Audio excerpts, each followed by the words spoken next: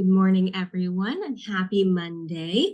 This is, of course, our Bright Spot session for this week. For those who haven't seen one of these videos yet, my name is Taryn Hewitt. I am a work-life balance coach, and I am the organizer of this group, Work-Life Balance for Overachievers.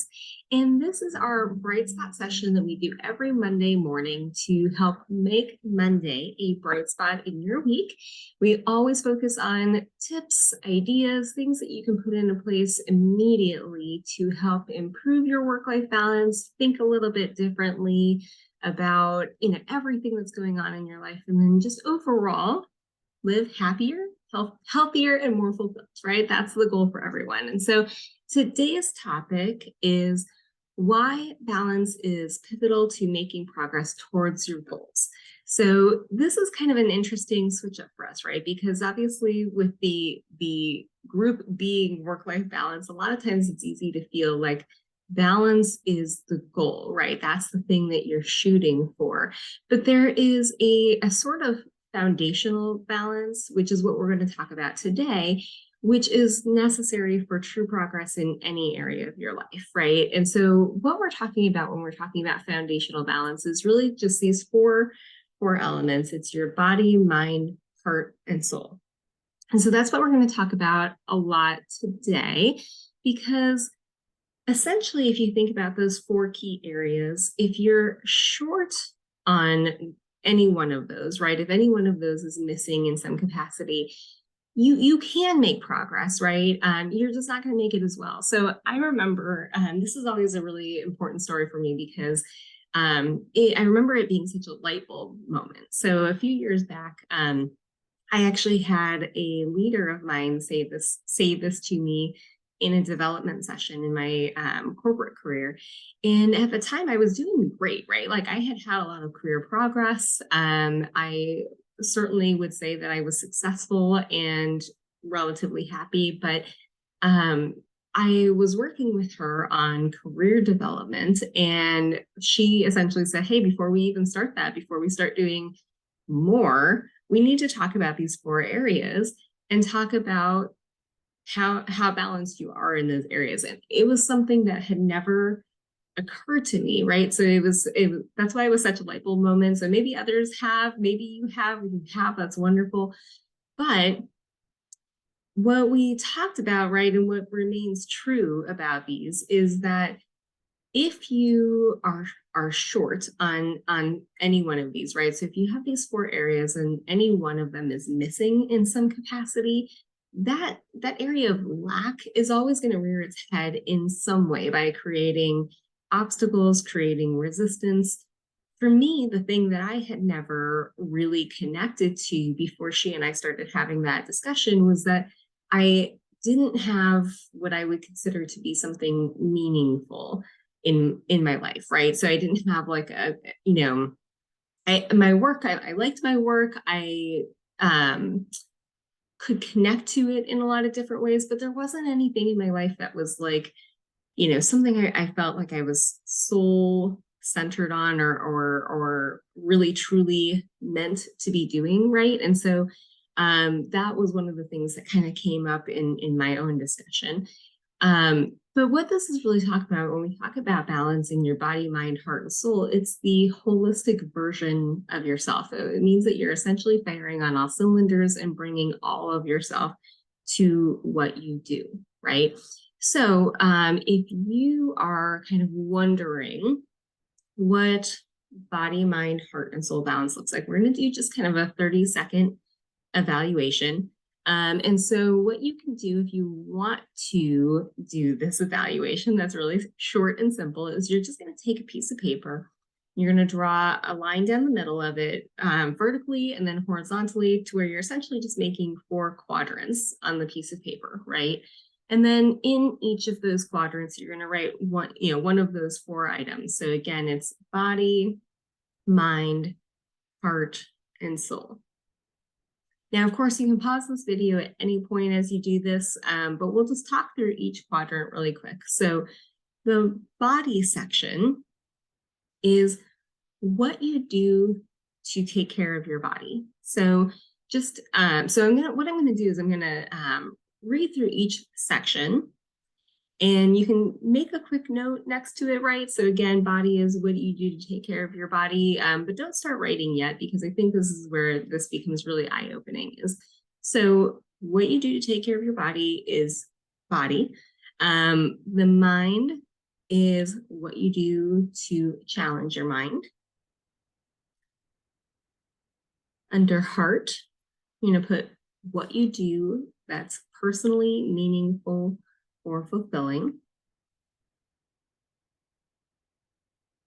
The soul is what you do that's faith or spiritually based. Now, I want to pause here because this does not have to be religious. If you are not a religious person or you're not a spiritual person, the focus here is on soul-centered items, right? So for some people, that's really whatever that means to you. For some people, soul-centered could mean family, that could mean being out in nature, that could mean meditation. And then just kind of working back through the others, right? When we talk about heart and we talk about what you do that's personally meaningful, that could be volunteer work, that could be spending time with family, that could be travel. Mind, of course, when you talk about what you do to challenge your mind, that could be structured learning of some kind, that could be having work that challenges you or makes you think or allows you space to learn. That could be games, hobbies. So there's a lot of different ways that any of these could play out in your life, right? Body, when you say, what do you do to take care of your body? That could be eating healthy, that could be working out, that could be having a healthy hobby of some kind. So the space is wide open for your interpretation of this, and that's what's most important here. So now that you have all four of those written in those quadrants and you understand what each one is, what I want you to do is just take 30 seconds. You can put a timer on, you can do whatever you want to do, but essentially take 30 seconds and write as many things that come to mind in each quadrant that you currently have in your life or you're currently doing. Okay. So if you've done it before, you were a runner before, but you haven't run in a while, it doesn't go on the list. If you were volunteering at some point and that was really meaningful, but you're not doing it actively right now, right? It doesn't go on the list. We're focused on the things that are actively in your life, you are actively doing right now.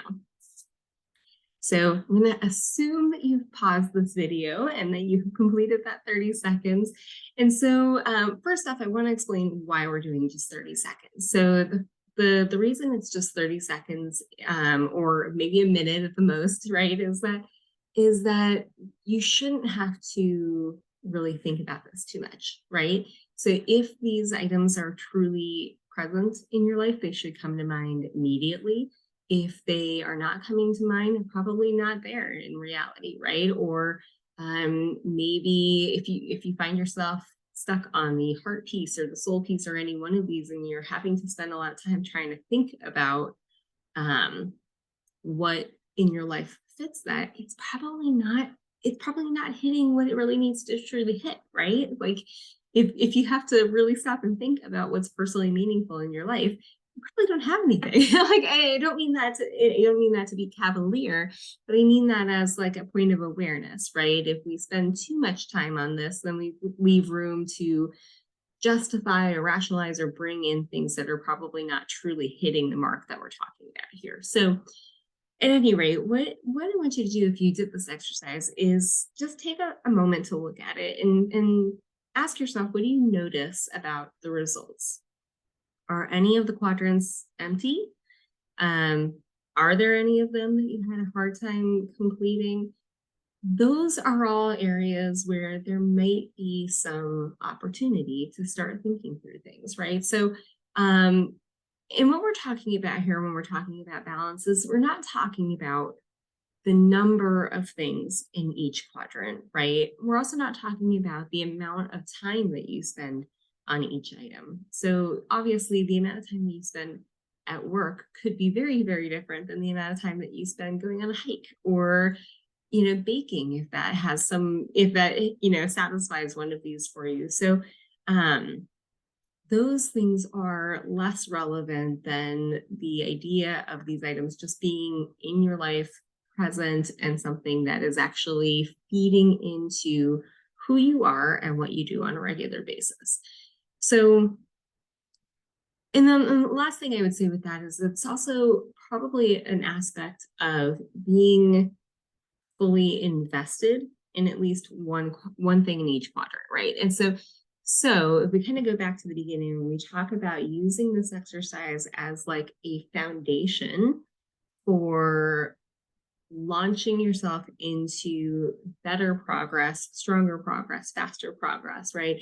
That's really what we're looking for. So we're not looking for you to fill all of these quadrants. We're not looking for you to have a robust full, sheet here. What we're really talking about is having at least one thing in each quadrant that you are fully invested in, and that is fully feeding your life and fulfilling your life, right? And so if you have something in every quadrant, then that's awesome. That is wonderful. That is a huge thing to celebrate. And that means that you're set up really well right now to start making progress in some other areas. If there are things that you're actively working on or a big goal that you're trying to achieve, you probably have a good foundational layer.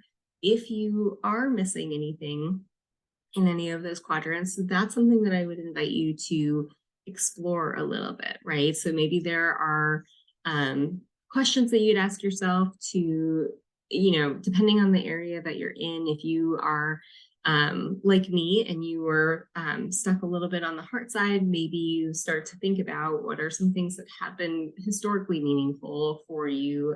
Is there something that you've had in your life at one point that you just haven't been engaging with, or you haven't been spending time on? So those are questions that you can ask yourself on your own. A lot of them will probably come to mind pretty easily, but if you get stuck and you're trying to think about questions that you could work through or ways to identify things to put into these quadrants, let me know. Shoot me a DM. I'm happy to help with this. I had to go through some of those questions myself when I first did this exercise years ago. And so that's very, very normal. That's very normal to see that and kind of get stuck a little bit, or, just if you're like me, right? I just had never thought of it this way.